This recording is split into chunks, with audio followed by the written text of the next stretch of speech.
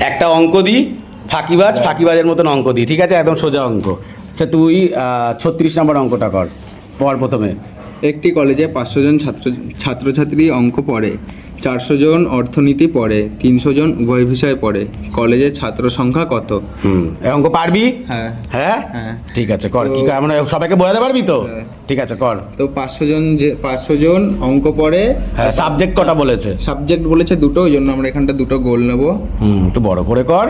আচ্ছা হয়ে যাবে। আচ্ছা, তারপর কি বলেছে? তারপরে বলেছে যে 300 জন উভয় বিষয় পড়ে, তাই এই জায়গাটা কমন জায়গাটা 300, তাই তো? হ্যাঁ। আচ্ছা, তারপরে কি তারপর বলেছে? বলেছে অঙ্ক পড়ে 500 জন। কোনটা অঙ্ক কোনটা ইকোনমিক্স সেটা বল। ও, এটা অঙ্ক, এটা ম্যাথ আর আর এটা এটা economics। অর্থনীতি, ইকোনমিক্স। আর- বলেছে 500 জন ছাত্রছাত্রী অঙ্ক পড়ে, হ্যাঁ। তাহলে এবার এখানটা যেহেতু আগে 300 জন উভয় বিষয় পড়ে, হ্যাঁ। এবার 500 থেকে 300 বিয়োগ করলে থাকে মানে 200। শুধু অঙ্ক 200 জন হ্যাঁ, পড়ছে। শুধু অঙ্ক আচ্ছা। পড়ছে 200 জন, এবং 400 জন পড়ছে অর্থনীতি। অর্থনীতি, হ্যাঁ। তাই 300 জন থেকে 100 জন শুধু পড়ছে ইকোনমিক্স।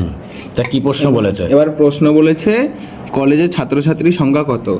ছাত্রছাত্রী লেখা আছে, ছাত্র না। লেখা আছে, দেখ। ও, এখানটা কলেজে মেয়েরা পড়ে না, শুধু হ্যাঁ, মেয়েরা পড়ে, দেখ, এই দেখ সামনে ছাত্রছাত্রীও লিখেছে। ও যাই হোক, ভুলভাল বলেছে। তারপরে বল কি বলেছে, মোট সংখ্যা কত, তাই তো? কত হচ্ছে মোট? এখানে মোট সংখ্যা হচ্ছে 200, 300, 500 আর 100, 600। 600 উত্তর জন। হচ্ছে 600।